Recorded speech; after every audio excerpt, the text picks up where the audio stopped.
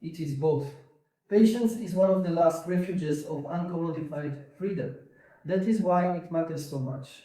Impatience is highly profitable. Systems can monetize urgency, compulsion, reaction speed, unfinished craving, and premature resolution.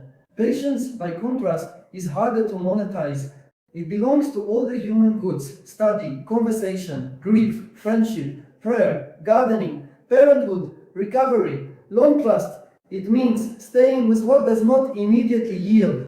Patience is not passivity, it is the capacity to remain in honest relationship with unfolding reality without forcing it to close too quickly. Now, to be fair, intelligent systems can help here too.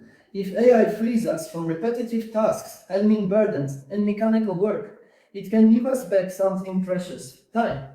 More time for family, for play, for deep conversation, for creativity, for silence, for the slower human practices where patience, attention, and judgment are actually formed.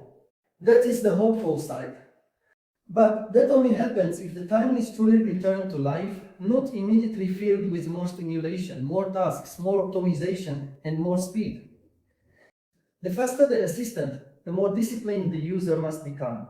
Otherwise, assistance does not enlarge freedom. It quietly retrains the soul toward impatience.